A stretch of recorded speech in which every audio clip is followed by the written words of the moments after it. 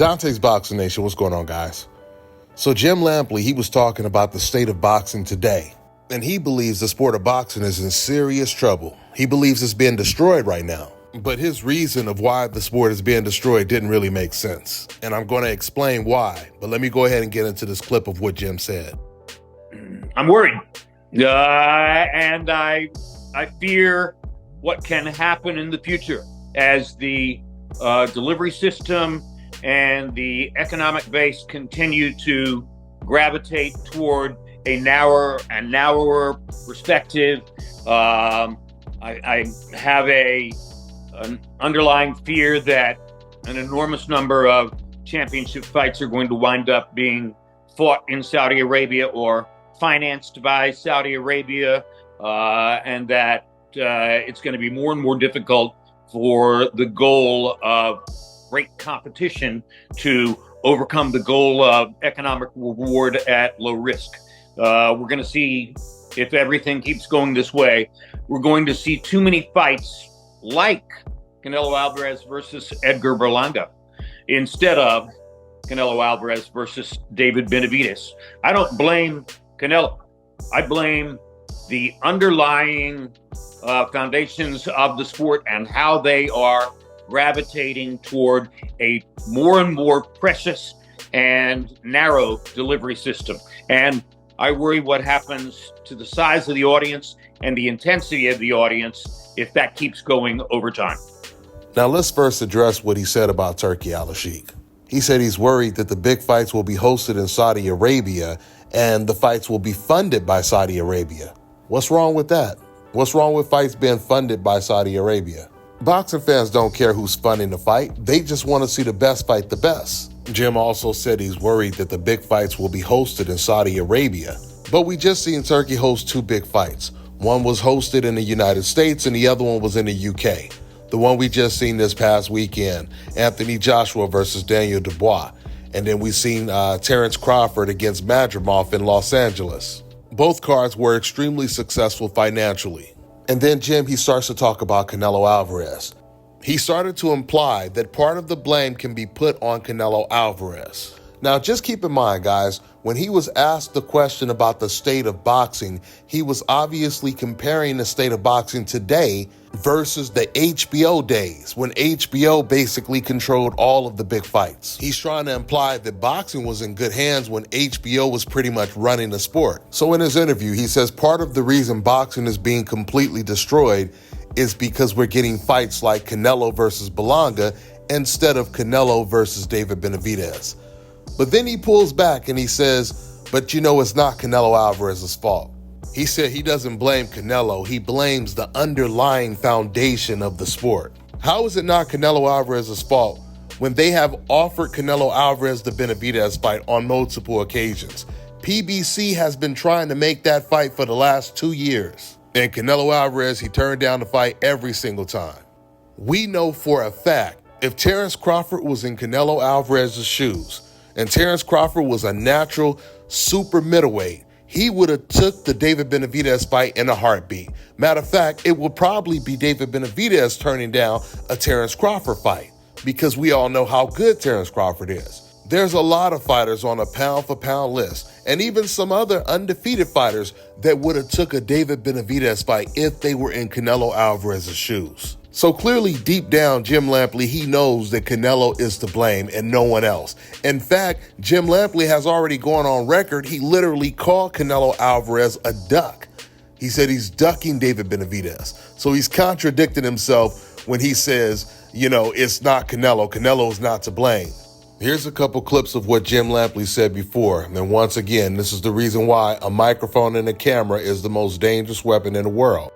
Every single thing Jim LAMPLEY has said in the past is already documented on the internet. So in this first clip, Jim LAMPLEY, he's doing an interview and he's asked whatever word you would use to describe Canelo Alvarez for not fighting David Benavidez, and you'll hear Jim LAMPLEY say quack.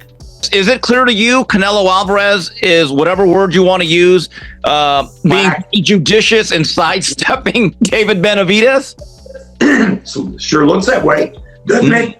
I mean, what could be more obvious about what the audience wants? And if you don't give the audience what they want, then they will begin to back away from you. And for whatever reason, Canelo is not responding to the obvious, and the obvious is that the audience wants Canelo versus Benavidez.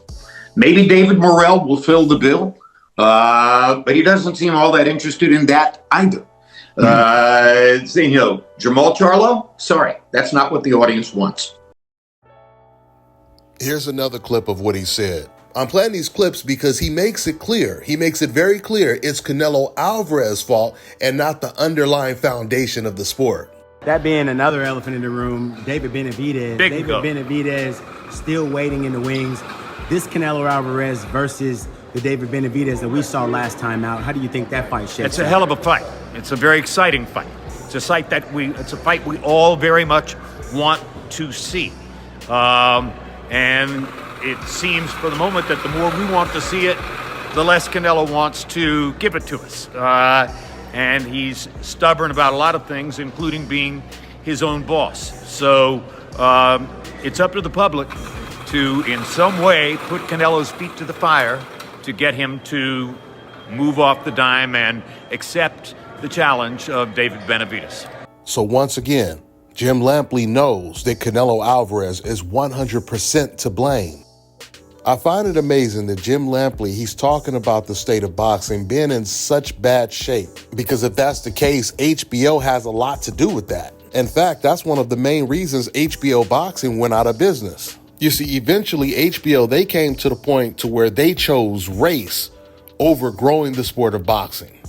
What I mean by that is HBO, they decided to protect Gennady Golovkin and allow him to pick and choose the weakest opposition in mismatch after mismatch after mismatch. At the time that Golovkin was facing the weakest opposition, Andre Ward was considered pound for pound the best fighter in the sport. The torch had been passed down from Mayweather to Andre Ward. If HBO wanted to, they could have forced Gennady Golovkin to fight Andre Ward. And at that time, it would have been one of the biggest fights in the sport of boxing, if not the biggest. You see, HBO, they never wanted to make the Golovkin versus Andre Ward fight because they knew the wrong guy would win the fight. So they wanted to protect Golovkin, and they wanted to build him as the new white version of Floyd Mayweather. In other words, they wanted to make him the new face of boxing. But what HBO found out, and this is something they should have knew already, it's hard to make somebody the face of boxing while feeding them the easiest competition. You have to face the best, if not all the time, at least sometime. I want you guys to just think about the pound for pound list right now and who's on it right now.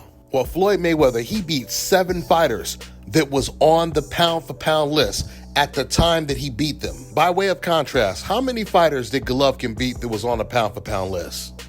The answer is 0. Now, of course, some people would say that he beat Canelo, but I'm not including fights that ended in controversy. I'm talking about wins that are on his record. But it still doesn't matter, because even if we included that as a win against Canelo Alvarez, that would still only be one guy that he beat on the pound for pound list. There was a lot of big name opponents that Golovkin avoided and he could have faced. And again, HBO allowed it. Golovkin, he could have fought Lara. He could have fought DeGale. He could have fought Andre Ward. He also could have fought Jamal Charlo, who was his mandatory. You guys just don't know what HBO went through to protect Gennady Golovkin. Do you guys even know how we got the fight between Andre Ward and Sergey Kovalev? It was because HBO, they actually asked Andre Ward to move up in weight. They offered Andre Ward a 3-fight deal that would include a Sergey Kovalev fight. And guys, at the time, Sergey Kovalev was considered pound for pound #1 on a lot of people's pound for pound lists. So you see, if HBO really cared about growing the sport, they would have put the same pressure they put on Andre Ward to move up to 175. They would have put that pressure on Golovkin to take the Andre Ward fight. That fight back then was as big as Canelo versus David Benavidez is today.